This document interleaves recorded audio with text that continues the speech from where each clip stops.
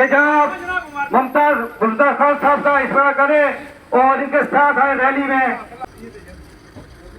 आज का कोई लीडर 48 लाने भी नहीं लिख सकता, लेकिन ये मुर्तजा साहब की शान है कि जिन्होंने 48 पन्नों का जवाब दावा सुप्रीम कोर्ट में पेश किया और हम लोगों को पानी से बचवाया। जनाब मुर्तजा खान साहब, भारतीय जनता पार्टी, जनाब मुर्तजा साहब लोगों में जिंदा जीने की उम्मीद रखते हैं और आप बगैरत कौम, ये मेंढर की गैरतमंद धरती, ये गैरतमंद लोगों का शहर, ये कभी एहसान ना बुलाने वाले लोग, मुझे पूरी उम्मीद है कि मुर्तजा खान साहब और मैं इनके साथ थी, हमें उम्मीद है कि ये मुर्तजा खान साहब कोई कहने की जरूरत ही नहीं है। इनकी मेहनत जो है, दूसरे लोगों की भी जो मेहनत है, सैयद मुश्ताक बुखारी साहब ने जो मेहनत की और रविंदर रैना साहब ने जो मेहनत की, ये एहसान हम कभी नहीं बुला सकेंगे। हमारी नस्लें नहीं बुलाएंगी, हमारी कौमें नहीं बुलाएंगी।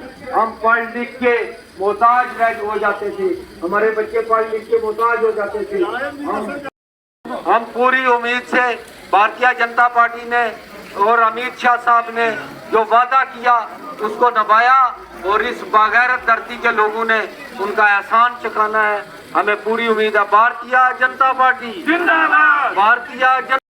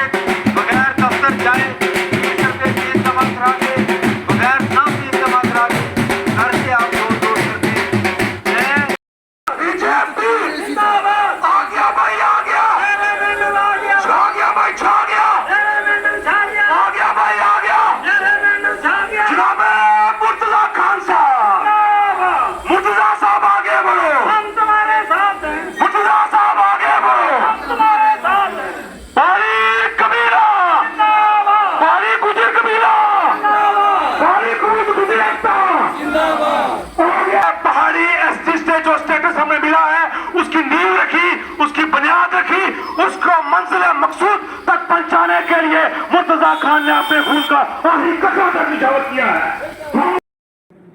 देखिए, ये आज की हमारी इलेक्शन कैंपेन की इब्तिदा है और बल्कि बीजेपी ज्वाइन करना है और इस की तरफ से कैंडिडेट डिक्लेयर किए जाने के बाद मैं आज पहली मरतबा अपनी होम कॉन्स्टिट्यूंसी में आया और अपने साथियों ने बड़े जोश जज्बे का मुजाहरा किया।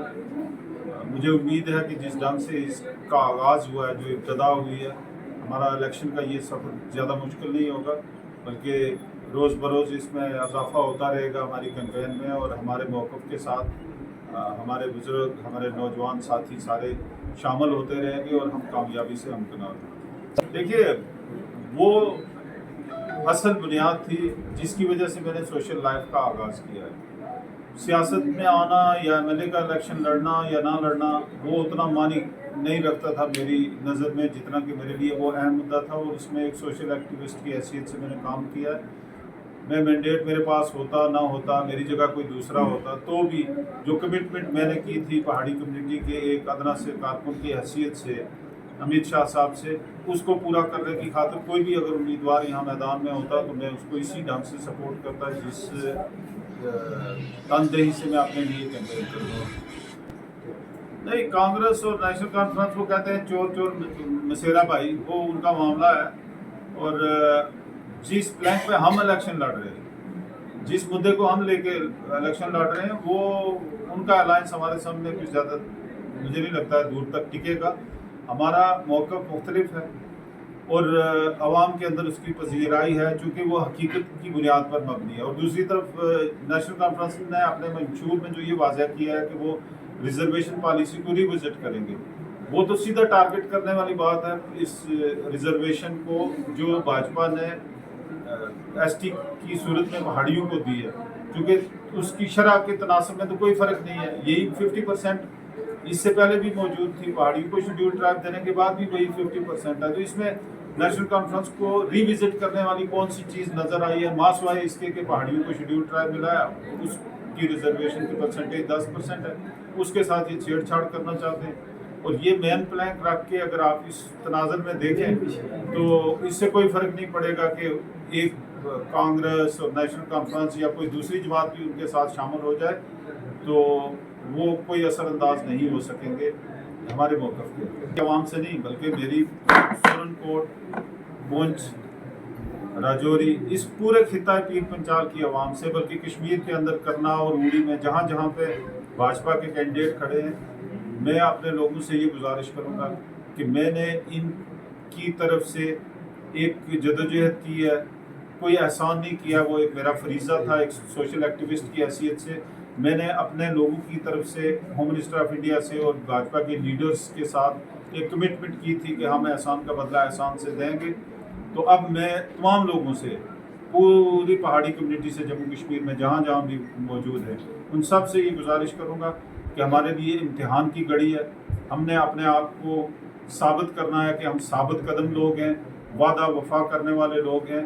और मुझे उम्मीद है कि पहाड़ी कम्युनिटी का हर फर्द बशर मेरे इस पैगाम को इंतहाई संजीदगी से लेगा और हमें शर्मसार नहीं करेगा, मुझे शर्मसार नहीं करेगा, पहाड़ी लीडर्स को शर्मसार नहीं करेगा, पहाड़ी नौजवानों को शर्मसार नहीं करेगा और ख़ुद अपने आप को भी जो है वो शर्मसार नहीं करेगा। उसके लिए वो तनदेही के साथ भाजपा के कैंडिडेट्स की सपोर्ट करेगा। देखिए, मैं उसमें नहीं, मैं भाजपा की अचीवमेंट्स और उसके मैनिफेस्टो पे उतनी बात नहीं करूंगा, क्योंकि मेरे साथी जो बाकी हैं वो उस पर बात करते रहेंगे। मैं स्पेसिफिकली एक इशू के ऊपर हूँ, क्योंकि मैंने भाजपा के साथ हाथ जोड़ा है और उसकी बुनियाद ये है कि हमारे इस मसले को उन्होंने फुलफिल किया है हमारी कमिटमेंट की बुनियाद पर। मैं अपने आप को उसी तक महदूद रखते हुए ये कहूँगा कि हमने उस एहसान का बदला उतारने के लिए भाजपा को सपोर्ट करना है। इसमें भी कोई शक नहीं, अगर भाजपा 10 साल से इक़्तिदार में और बल्कि तीसरी टर्म में आई है तो उसकी बुनियाद वही है कि उन्होंने एक बेहतरीन प्रोग्राम के तहत लोगों के काम किए हैं, एक अच्छा मंशूर लेकर सामने आते रहे, तभी तीसरी बार उनको लोगों ने चुना। देखिए, मैंने पहले कह दिया, आज मैं कहीं बात कर रहा था जब अपने लोगों से, तो मैंने उनसे ये कहा कि जो मुख्तलिफ पार्टीज में पहाड़ी लीडर्स हैं, चाहे वो नेशनल कॉन्फ्रेंस में है, PDP में या दूसरी जगहों पर है, मैं उनसे भी ये गुजारिश करूँगा कि अपने इस कम्युनिटी के इंटरेस्ट के अंदर, क्योंकि नेशनल कॉन्फ्रेंस का जो मंशूर है वो मैंने आपके सामने रखा है, जो मुतजाद है भाजपा की रिजर्वेशन पॉलिसी के, तो इसलिए मैं ये समझता हूँ कि हमारा ये डिफरेंट मौक़िफ़ है और इसका आप कोई काबिल इजाज़ा उसके साथ नहीं दे सकते हैं। वो पार्टी जो है वो अपने घिसे पिटे मंशूर लेके आई है। हमारे पास एक सॉलिड कंक्रीट एक अमल है गवर्नमेंट ऑफ इंडिया का, जिसको हम सामने रखकर आवाम के बीच में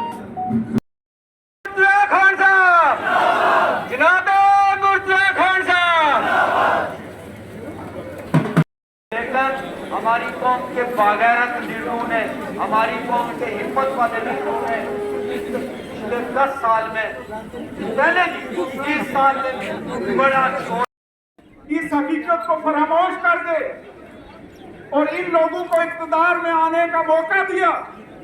और फिर अगर आपकी इस रिजर्वेशन के साथ कोई छेड़छाड़ हुई तो उसके जिम्मेदार आप खुद होंगे, उनकी जिम्मेदारी आपके ऊपर होगी।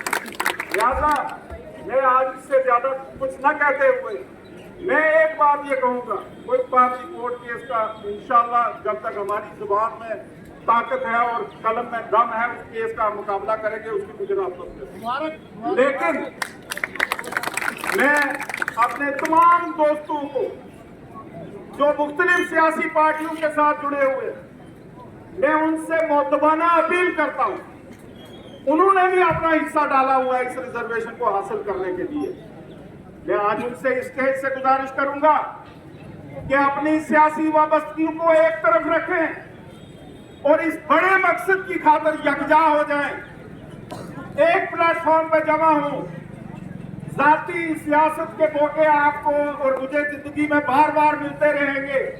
ये मुश्किल की घड़ी है, ये इम्तिहान की घड़ी है।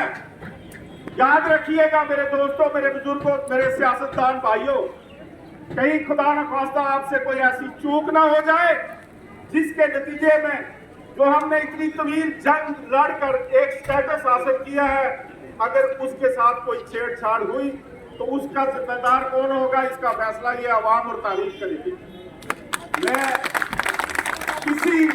मैं आपको एक और बात वाज़ेह करना चाहता हूँ, उसको हमेशा अपोजिशन उजागर करने की कोशिश करेगी। ये जमहूरियत का असूल है। अगर कांग्रेस की हुकूमत होती है तो उसकी कोताहियों को अपोजिशन जो है वो उजागर करती है। हम अपने उस अहद के ऊपर कारबंद रहेंगे।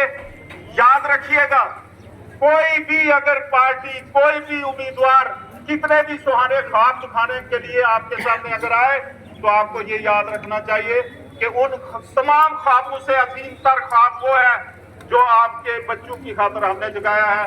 मैं इसी के साथ आपसे इजाजत चाहूंगा। बहुत बहुत